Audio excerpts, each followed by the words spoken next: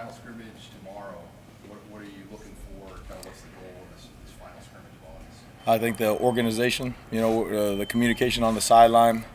I've been conscious to stay off the field and not speak, to the guys and everything. Just more as you get closer to 8:31, you want to make it as game-like as possible. So the coach is stepping back and letting the guys organize themselves, communicate themselves, operate substitutions the right way. We just did it right now, and I didn't like how that went. Got a penalty on that, so I need to make sure we're clear on that. And but you want to make sure you're logistically sound that way. Coach Rule and the offensive coaches made it sound like the defense got better than last Saturday. What was your perspective on that? I just think that there are some guys that played really fast and physical. Again, the X's and O's part we can always correct, but it was very fun to watch some of the guys be able to line up and play without thinking, and that goes back to what the coaches are teaching in the classroom, Dr. Haskell and the mindfulness that she's doing with the guys right now, getting guys to absorb the information and be able to process it that fast. I think it was a good day for both. We made plenty of mistakes, and there's some guys who showed up and some guys who could play better. So again, that's what camp is. When's the cutoff point, or have you hit it when you tighten up the volume of what you want to run, or you don't do as much? Oh, we've been adding and subtracting some things. Just what we do well, what we don't. That went back from the self scout. That was huge, and making sure we were practicing the stuff. I mean, I know, in camp sometimes you kind of go and just plays, and then you look and say, are we going to actually use this in 8:31? So it was good to scale back on some of those things, for myself, and then call more of the things we weren't good at or that we're going to actually use. So it was a good deal. How has the defensive line progressed from the beginning of camp to now? What do you like with those guys? Well, first I like the zero. I like the zero on the nose guard. I think it's kind of cool. But I think those guys are playing their butts off right now, and testament to Coach T. Knight and the bond he's created with those guys and with each other. I can hear him in the meeting rooms.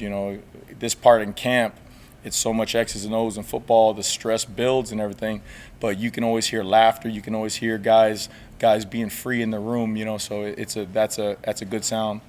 And then those guys up front. I mean, when you see them come off the ball and you see them play, that's the most noticeable, right? Because the front is where it starts. And when those guys are playing physical and fast, you got a chance. So I like where those guys are at. You mentioned the single digits too. What does that mean? That a lot of those guys are on the defensive side. I mean, that's a testament to them. I didn't do anything. Those guys are OOU guys, and it's really cool when that kind of reward comes from the team. That coaches are out of it. It's a team honor. And it's really neat for good guys to be rewarded, and those guys are good guys. Not that we don't have a lot of them in the locker room. It's really fun to see, because those are the guys who you kind of noticed early on that they were doing things the right way, and it's cool that they got rewarded that way. Coach Nick Hendrick was one of those single-digit guys coming off a serious knee injury. What have you seen from him in fall camp? Is he playing as fast as he was when he looked on tape last year? Yeah, you see a veteran right away. He's played a lot of football, so you can see the reactions right away. He can run, pass. Whereas a younger guy or guys who haven't played, let's say if it's play action, they're fooled a little bit easier, or you can see that veteran in them. And for as I always say, his demeanor being quiet, he's a fun guy to be around. He's lively, man. He's all about conversation. He's all about Nebraska. So it is really a joy for me to watch him run around, especially, that was a big injury for him. And sometimes, guys are scared when they come back, and for him to be amongst his teammates and guys that he truly loves to be around, and his roommates and single digits and running around, I think it's great for him. That's a zero that you mentioned. What kind of growth have you seen from Nash since you got him? I think he's playing with a confidence that he's bestowed with. I mean, he is all capable of anything he wants to do, and now he's given a chance to be one of the guys in the limelight, and he is making the most of it. I mean, he's being physical, he's knowing what to do, he's getting guys lined up, and I mean he is truly developing the way you want him to develop.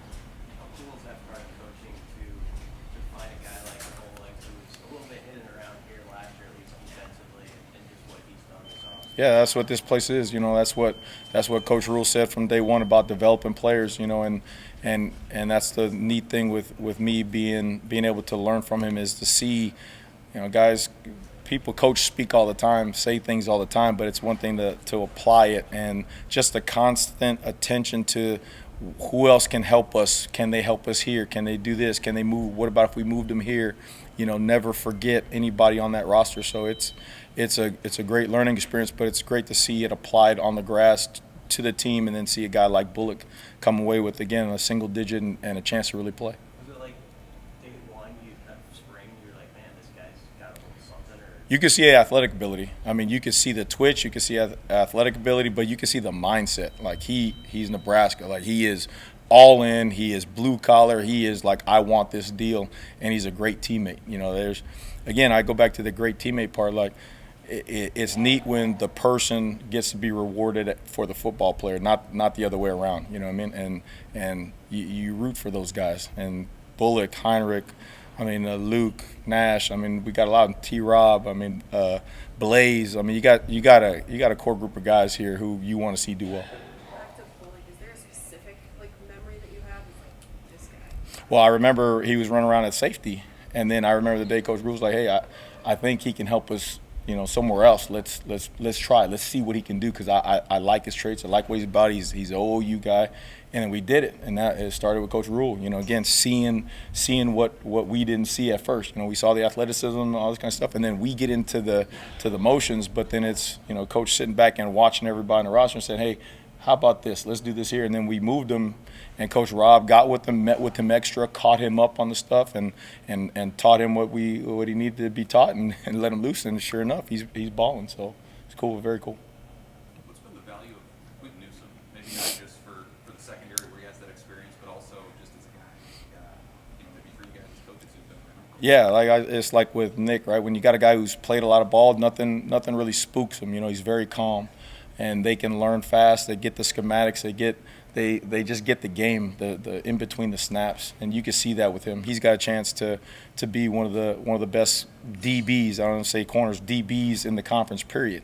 You know, so it's about him and his maturity and saying every play he can be that guy, and he's done a nice job so far. Why can he be one of the best? I mean, he's athletic. He can play the ball. He's shown. I think that he always knew he was physical, but he's putting it on the grass now. Coming up in the run game, the emphasis with the DBs, Coach Coop, Chev, Coach Rule about physicality on all fronts. It's showing up, and that's the part of the game that I think is everybody. You know, you knew he could play the ball, you knew he can backpedal, you know he had good feet, but he's playing the run and he's physical on those blocks, and I think the confidence is building in him. So it's cool. One of the questions you'll hear about the defense is there enough depth up front? Big dude depth. Yeah. How do you feel about it? That's a question everywhere, man. Every school, I mean, Georgia, man, every school is saying this, we ain't got enough big guys, right? But again, I look at skill sets. I mean, that's why you got guys like MJ, the 250, 255 pounders. You got Blaze, 260.